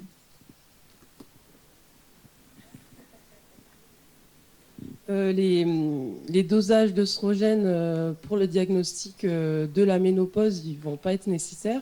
Le diagnostic de la ménopause, si j'ai bien compris, c'était votre question. Alors, le diagnostic de la ménopause, il va se faire cliniquement, c'est-à-dire quand une dame va venir et nous dire j'ai entre 45 et 55 ans, j'ai plus de règles depuis 1 an, ça va poser le diagnostic de la ménopause. Après, il faudra s'adapter aux antécédents de la patiente. S'il n'y a plus d'utérus, il y aura forcément plus de règles depuis l'intervention chirurgicale. Voilà. Mais le diagnostic de la ménopause, c'est clinique. Plus de règles. Depuis 1 an, ça va donner le diagnostic. Donc, on va faire très peu de dosage. Ça sera en fonction des antécédents de la patiente. L'endométriose, ça va être... c'est tout un sujet. Le principe, ça sera d'éviter les saignements. Donc, pour moi, il n'y a pas de contre-indication du traitement hormonal s'il y a besoin d'en avoir. Par rapport à l'endométriose, il faudra des schémas sans saignement. Effectivement, je voulais juste rajouter, on ne va pas se lancer dans l'endométriose parce que je pense qu'on est là encore demain matin, mais tellement c'est vaste, mais c'est un peu la même chose que dans la ménopause, c'est-à-dire qu'il faut éviter tout le stress oxydatif, c'est-à-dire manger mal, boire de l'alcool, enfin, quand c'est récréatif, tout va bien, mais quand c'est un usage régulier ou trop régulier, le tabac, le stress au travail, mal dormir. Tout ça, c'est des choses qui sont extrêmement favorisantes dans les dysrégulations générales du corps humain. Il n'y a pas de contre-indication au traitement hormonal substitutif quand il y a une endométriose. Bien sûr, on va éviter de choisir le schéma où il y a une privation d'œstrogène pour éviter les douleurs de la privation d'œstrogène et donc du saignement. Mais le mieux, c'est toujours de manger, bouger, revenir à l'activité physique. Et finalement, la réponse, elle est, comme dans beaucoup de pathologies qui peuvent toucher notre corps, de se respecter et de manger mieux et de bouger plus. Et donc, il y a une dernière question qui a été posée sur Facebook. Elle est écrite comme ça. Problème de thyroïde et ménopause, point d'interrogation. Ça, voilà. Je crois que c'est pour moi, ça. Il n'y a pas de lien direct, à ma connaissance, entre le problème de thyroïde et la ménopause. Cependant, le moment de la ménopause, c'est un moment qui perturbe tellement le corps de la femme qu'on peut avoir beaucoup de maladies auto-immunes qui s'installent, et notamment des thyroïdites. Et on peut voir effectivement des hypothyroïdies s'installer, moins fréquemment des hyperthyroïdies. Mais de toute façon, une hyperthyroïdie, ça donne des bouffées de chaleur, donc c'est toujours le diagnostic différentiel. Il n'y a pas de lien direct, mais de toute façon, il faut toujours aller chercher ce genre de problématique s'il y a des symptômes qui nous y font penser. Eh bien, merci beaucoup. Et donc, comme je le disais, on va conclure cette soirée. Donc, commencez peut-être par applaudir nos 5 experts, s'il vous plaît.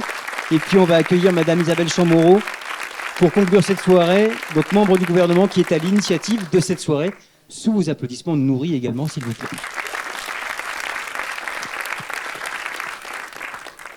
Écoutez, je vais être assez bref parce que je pense que vous avez passé un bon moment.